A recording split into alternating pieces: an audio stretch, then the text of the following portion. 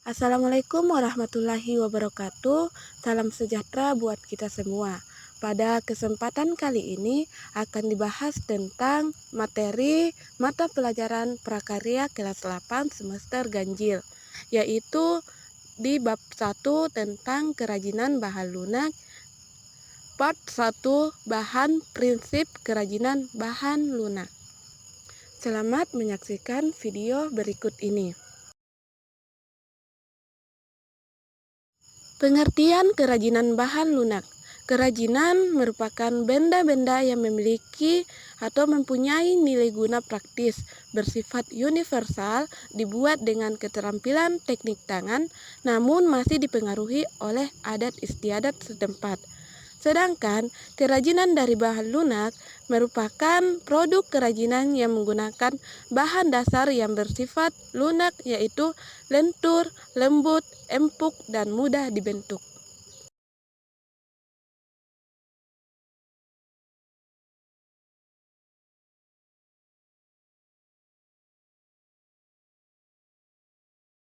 Pada dasarnya, beberapa bahan yang digunakan dalam pembuatan proses kerajinan bahan lunak yaitu diantaranya tanah liat, getah, kertas, karton, plastisin, parafin, plastik, semen, karet, lilin, ataupun kulit. Beberapa contoh dari kerajinan bahan lunak berikut ini bisa dilihat. Ini ada gambar kerajinan lilin hias dan lilin aromaterapi yang berasal dari lilin. Gambar kedua yaitu kerajinan dari sabun mandi, yaitu sabun hias. Gambar ketiga yaitu kerajinan gerabah atau guci yang berasal dari tanah liat, dan kerajinan tempat pensil yang berasal dari bubur kertas. Selanjutnya akan dijelaskan tentang prinsip kerajinan bahan lunak.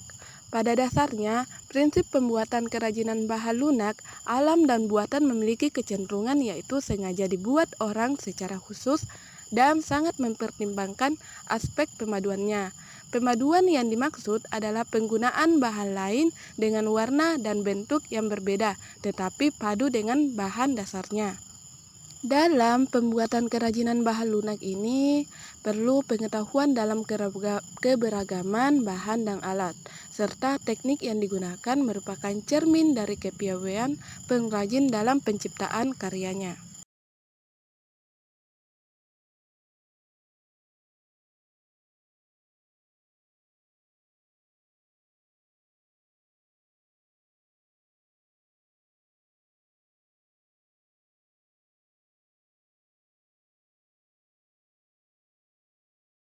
Pada praktiknya, kerajinan dibuat dengan mempertimbangkan wilayah kerja dengan beberapa prinsip berikut, yaitu satu, keterampilan tangan, di mana kerajinan dibuat dengan menggunakan keterampilan tangan. Meskipun diproduksi banyak, produk kerajinan masih tetap mengandalkan tangan.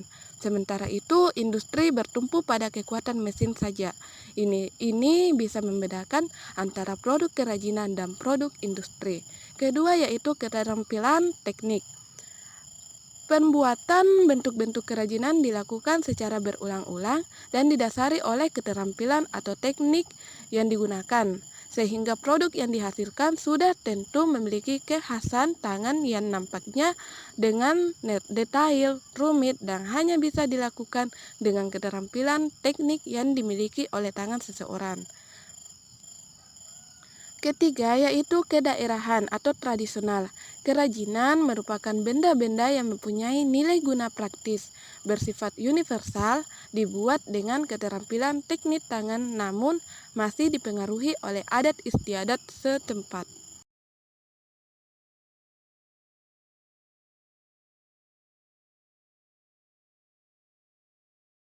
Pemilahan jenis karya kerajinan. Secara umum, jenis karya ini dapat dipilah menurut manfaatnya sebagai berikut, yaitu satu, kelengkapan busana.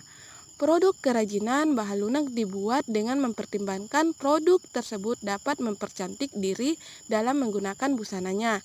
Contohnya produk-produk aksesoris seperti gelang, kalung, bros, dan cincin. Berikut ini bisa dilihat gambarnya.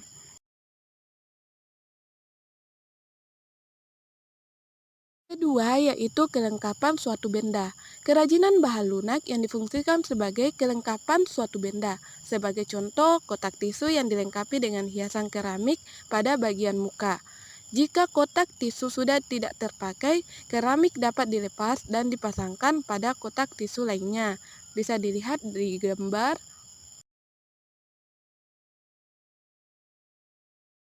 Ketiga, yaitu kelengkapan rumah atau bangunan. Produk kerajinan dapat dimanfaatkan sebagai pelengkap rumah atau bangunan tertentu. Contohnya, air mancur berbentuk kodok di taman rumah, bisa dilihat di gambar.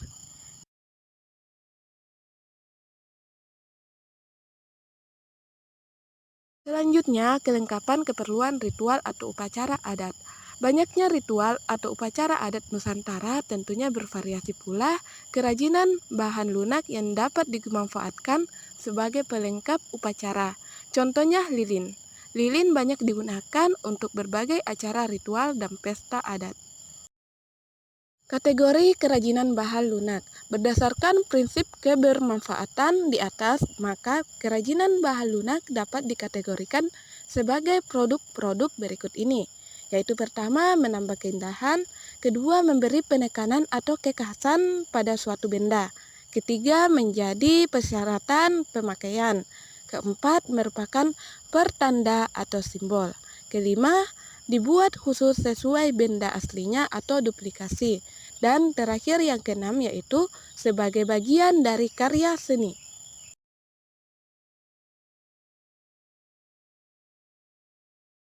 Pengrajin bahan lunak alam meskipun produktif dan menghasilkan produk yang bermutu, keberadaannya semakin menipis. Hal ini dikarenakan bahan alam lebih sulit untuk didapatkan, sementara bahan lunak buatan lebih dapat berkembang karena daya jualnya tinggi, lebih praktis dan ekonomis.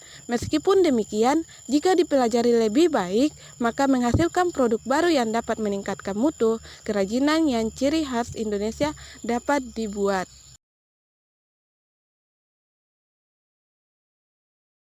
Nah, setelah kalian menyaksikan video penjelasan materi hari ini, sudahkah kalian tahu apa itu kerajinan bahan lunak? Tuliskan jawaban kalian di kolom komentar.